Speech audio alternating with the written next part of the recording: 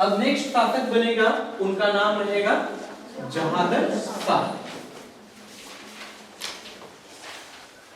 जहादर शाह, इनका time period रहेगा 1712 ईस्वी से 1713 ईस्वी, लगभग 1 साल तक शासन करेंगे ये, है ना। जहादर शाह, इनका उपनाम रहेगा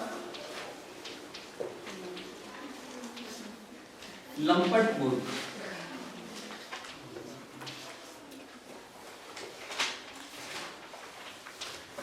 ठीक है, जहादर शाह चारों से लड़कर, मतलब तीनों अपने भाइयों से लड़कर जब ये शासन में बैठेगा तो ये लगभग केवल 1 साल शासन करेगा। लेकिन जो उत्तराधिकार का युद्ध होगा उसमें इसकी सहायता इसका वजीर, जिनका नाम रहेगा जुल्फिकार खान।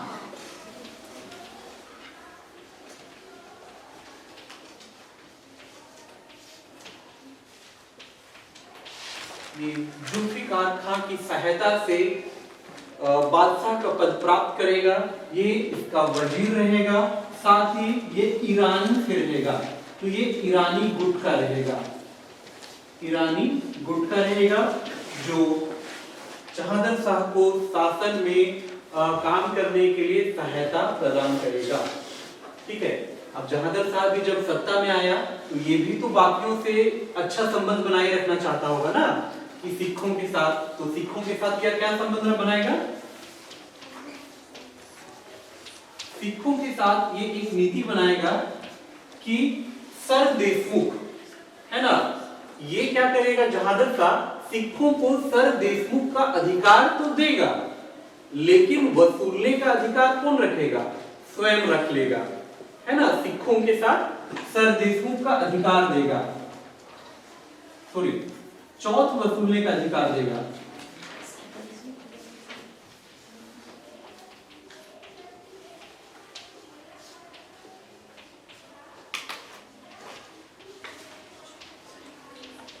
है ना, तो जहादर शाह सिखों के साथ अच्छा संबंध बनाए रखने के लिए चौथ वसूलने का अधिकार दिया जाएगा। किनको? सिखों को।